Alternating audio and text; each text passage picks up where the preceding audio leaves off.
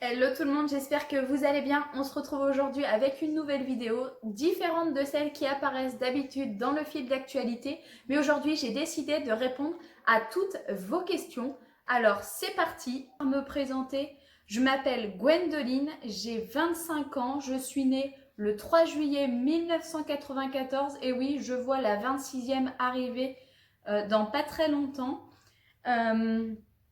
On m'a demandé alors quel était mon métier. Alors, il faut savoir que j'ai deux métiers. Je suis secrétaire aide comptable dans une jardinerie animalerie et je suis également conducteur scolaire pour des enfants qui sont dans des classes spécialisées type SECPA, ULIS, CLIS, etc. Alors, j'ai donc deux contrats de 15 heures. Je travaille donc à la jardinerie tous les matins, sauf le samedi et le dimanche, 3 heures. Et je travaille avec les enfants. Le matin, je les prends chez eux, je les emmène aux écoles. Et l'après-midi, je vais les rechercher aux écoles et je les ramène à leur domicile. Et là, c'est pareil, je travaille du lundi au vendredi, sauf le mercredi après-midi parce qu'ils n'ont pas école.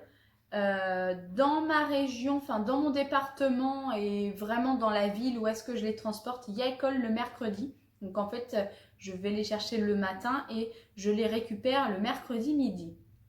Il faut savoir que je ne travaille pas pendant les vacances scolaires, donc du coup avec les enfants, mais je continue quand même de travailler à la jardinerie puisque là, c'est vraiment deux choses à part. Ensuite, on m'a demandé le prénom et l'âge de mon mari ainsi que le mien. Donc le mien, je vous l'ai dit tout à l'heure, j'ai 25 ans, je vais bientôt en avoir 26. Mon mari a 31 ans actuellement, il va avoir 32 ans le 26 septembre. Il est de 1988 et effectivement, on a un petit peu de différence d'âge. On s'est rencontrés, je n'étais pas encore majeure. Quel est le métier de mon mari? Alors, mon mari est ouvrier agricole, donc agriculteur, hein, tout simplement. Alors, lui, il est agriculteur céréalier, il n'a pas de bêtes. Il est pour le moment pas dans la ferme de son père, mais normalement, à la fin de cette année, ça devrait être bon. Donc, ne mettons pas la charrue avant les bœufs, hein, c'est le cas de le dire. On verra bien si c'est bon pour cette fin d'année. Ensuite, on m'a demandé à quelle heure je me lève. Alors, ça dépend. Normalement, quand il n'y a pas de vacances scolaires, pas de confinement, etc., je dois embaucher à 7h15. Je dois partir de la maison à 7h15 pour être chez le premier enfant à 7h20. Donc, quand c'est comme ça, je me lève souvent entre 5h et 6h. C'est très aléatoire. Mon premier réveil sonne à 5h. Généralement, je ne me rendors pas. Mais ça arrive que je me rendors et donc du coup j'ai un second réveil à 5h30 et donc là à 5h30 généralement je saute du lit et j'attaque ma journée. Là en confinement j'ai simplement un réveil à 6h30 pour mon mari mais réellement moi je ne me lève pas, je vais me lever plus sur les coups de 7h30 voire 8h mais c'est rare que ça dépasse là. Même en week-end je déteste me lever tard. Franchement, je trouve que c'est une perte de temps. Si je me lève à 11h, j'ai l'impression d'avoir gâché ma journée, quoi. Enfin, donc ça, c'est pas possible. Je suis plutôt une lève-tôt qu'une lève-tard.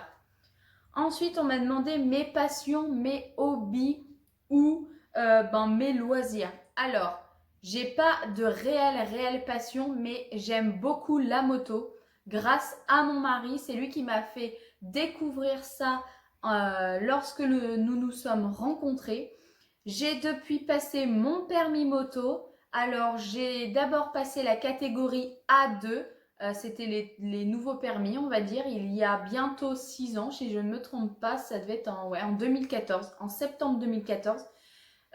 Donc en fait, c'est pour conduire une moto d'une petite cylindrée. Et en juillet 2018, là, je pense que je ne me trompe pas, j'ai passé ma catégorie permis A pour pouvoir conduire des gros cubes. Donc là, je n'ai plus de limitation et je pique très régulièrement la moto de mon mari. Ensuite, concernant mes loisirs, là c'est pareil, j'en ai pas vraiment. J'adore voir mes amis, j'adore aller chez mon beau-frère et ma belle-sœur qui habitent en Charente-Maritime, tout près de Royan. Et c'est vraiment une ville et un département que l'on adore avec mon mari. On adore aller à Royan. Je ne sais pas si vous connaissez, mais voilà. Et puis on adore aussi aller chez ma belle-sœur et mon beau-frère. Donc voilà. Ensuite, on aime bien aller se promener. On aime bien aller à la pêche. Enfin, c'est tout bête parce qu'on est assez jeune. Mais moi, j'adore aller faire des pique-niques. Franchement, si vous me demandez entre un restaurant et un pique-nique, bon, après, ça dépend du restaurant. Mais franchement, je pense quand même que je préfère le pique-nique. J'aime vraiment ça. C'est nature, c'est calme. On mange ce qu'on veut. Ça coûte rien. Enfin, très, très, très peu cher. Donc voilà. Sinon, j'aime bien aller au cinéma. J'aime bien sortir aussi. Ça m'arrive encore. C'est assez rare, on va dire une fois l'année. On sort en boîte de nuit avec mes copines, mais c'est vraiment une fois l'année, histoire de pas de se remémorer le bon temps, parce que j'ai pas non plus 50 ans, mais ça fait un moment maintenant que je suis avec mon mari, et donc du coup, euh, eh ben, les sorties se font un peu plus rares en boîte de nuit, on va dire. Ensuite, on m'a demandé où est-ce que je vivais. Alors, j'habite donc en France. Ça peut paraître bête, hein, mais comme j'ai une communauté, pardon, un peu partout pas dans le monde, mais je crois que j'ai des gens en Espagne, en Algérie, me semble, en Suisse, donc quand même, c'est pas mal. Donc, j'habite dans la Nouvelle-Aquitaine, donc côté ouest de la France et plus précisément en Deux-Sèvres, dans le sud de Sèvres. J'habite un tout petit hameau, pas très très loin d'une petite ville, on va dire ça comme ça. Ensuite, alors la question qui est revenue le plus, c'est est-ce que j'envisage d'avoir des enfants? Alors oui, c'est un projet que nous avons depuis maintenant 3 ans avec mon mari parce que j'ai arrêté ma pilule le 1er février 2017 et eh ben, bébé n'est jamais venu toquer à la porte. Donc, nous sommes actuellement en parcours PMA depuis le 9 octobre 2019 et eh bien, il faut savoir qu'il y a des petits couacs chacun de notre côté. C'est bon, bah, de toute façon, c'est la faute à personne. Mais je veux dire, c'est pas plus l'un que l'autre. Donc, pour le moment, il n'y aura pas de bébé en vue, entre guillemets. En plus, là, avec le confinement, forcément, ça retarde tout. Sachant qu'on a tout bouclé nos examens, qu'on sait que l'on doit passer par une FIV XI pour pouvoir eh bien, avoir un enfant. On a quand même des chances d'en avoir un naturellement, mais qui sont pas forcément très élevés.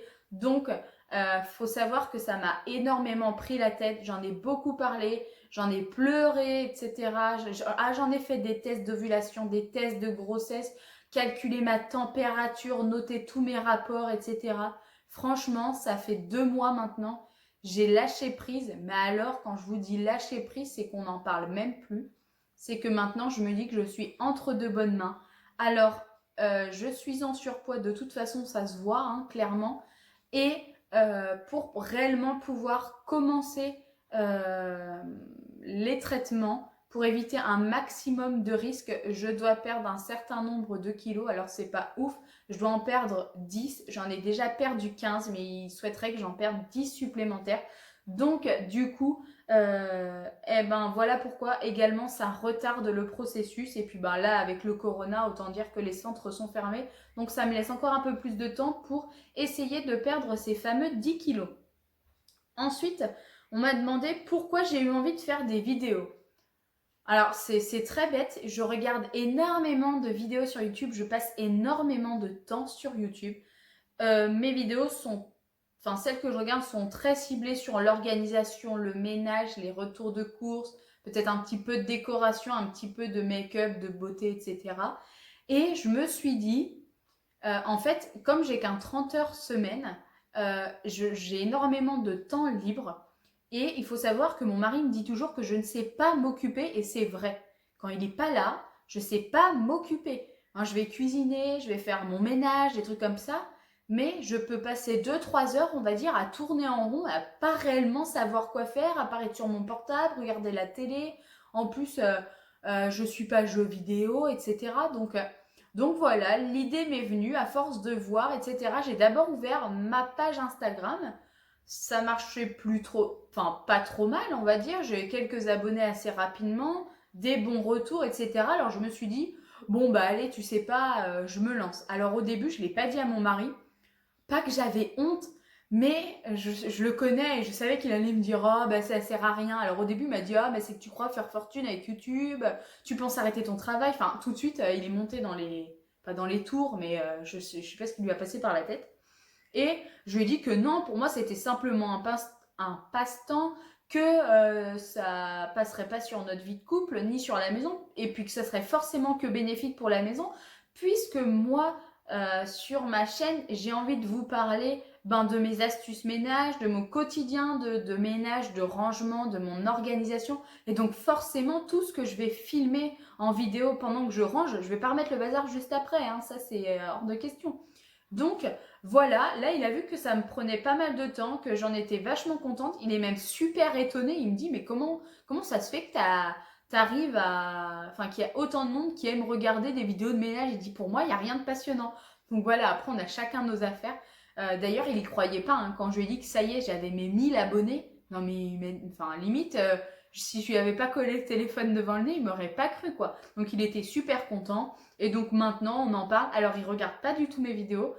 Et c'est un peu moi qui lui interdis parce que j'ai peur qu'il se moque de moi. Vous allez me prendre pour une tarée. Mais bon, pour le moment, il les regarde pas. Ensuite, on m'a demandé pourquoi est-ce que l'on ne voit pas mon mari dans les vidéos. Alors, on peut l'apercevoir un petit peu de dos, mais c'est très très très très rare parce que tout simplement, il ne veut pas apparaître.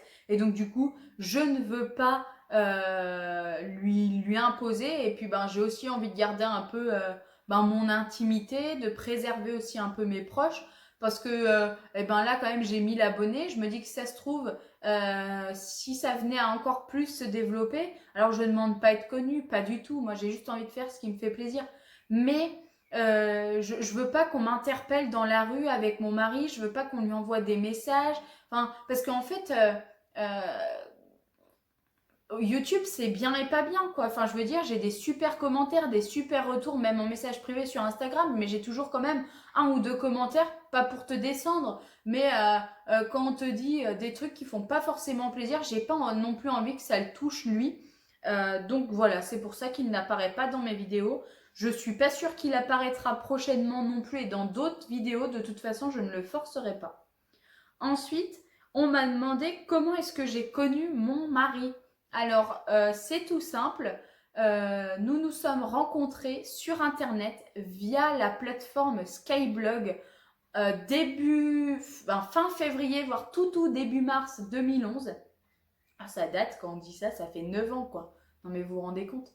Et que j'ai même pas 26 ans. Et après avoir passé pas mal de temps à se parler, à s'envoyer des SMS, des trucs comme ça, je crois même qu'on se parlait via Messenger, je me souviens plus trop. Ah, peut-être à peine quand même. On a décidé de se voir le 4 mars 2011. Il est venu me chercher parce que moi j'étais mineure. Mineure mais très mature et ma mère me faisait confiance. Et donc, il est venu me chercher un soir avec une copine, je m'en souviens. On était assis sur le parking, enfin sur des poteaux là, à un parking de supermarché. Et à chaque voiture qui tournait, j'avais le stress de me dire oh, ça y est, c'est lui. Alors, je me suis pas tout de suite dit oh, c'est l'homme de ma vie, je vais avoir des enfants, je vais me marier, on va acheter une maison, etc. Pas du tout, mais loin de là. Et bon, j'avais quand même un peu d'espoir. Enfin, moi, mon but, c'était pas d'avoir 50 mecs dans ma vie, hein, c'était d'en trouver un et que ça soit le bon, quoi. Alors, j'avais une petite relation avant lui. Non, petite, une bonne relation quand même avant lui. Et nous sommes partis en boîte de nuit à Saintes, au Vegas, pour ceux qui connaissent. C'est une assez grande boîte dans le Poitou-Charentes. Et on s'est embrassé lors d'un slow. Ça me fait tellement rire quand je vous raconte ça et de me remémorer ça. En même temps, ça permet d'entretenir les souvenirs. Et voilà, et depuis donc ce 5 mars 2011, on ne s'est jamais quitté. Non, tu sais, la fille qui en peut plus. Je rigole. Et on m'a aussi demandé est-ce que nous étions en location ou propriétaire. Alors, mon mari a acheté la maison en juin 2015. Il faut savoir que la maison ne m'appartient pas, tout simplement parce que lorsqu'il a acheté la maison, je ne travaillais pas vraiment, j'étais en apprentissage, donc je n'avais pas de gros revenus. Donc on s'est dit que pour le moment, je n'apparaîtrais pas sur la maison. Et puis ça faisait pas non plus des années qu'on nous étions ensemble. Réellement, je l'ai pas payé, on va dire. Donc forcément sur l'emprunt, moi je donne quand même quelque chose, mais elle ne m'appartient pas réellement sur le papier. Mais c'est tout comme j'ai toujours dit que c'était ma maison. Il a toujours dit que c'était ma maison, notre maison. Donc je me fais pas de soucis. Et puis si un jour malheureusement la vie doit nous dicter que c'est terminé, j'achèterai une maison ou j'en louerai une. Qu'est-ce que vous voulez que je vous dise? Mais on n'est pas du tout dans cette optique-là. Donc voilà, cette vidéo est maintenant terminée. J'espère qu'elle vous aura plu et que vous avez réussi à en savoir un tout petit peu plus sur moi. Je vous souhaite une bonne journée. N'oubliez pas de liker, de vous abonner, de me laisser un petit commentaire. Je souhaite aussi la bienvenue aux nouveaux abonnés. Merci d'interagir à chaque fois sous chacune de mes vidéos. Et je vous dis à très bientôt pour une prochaine vidéo sur ma chaîne. Et n'oubliez pas, prenez soin de vous.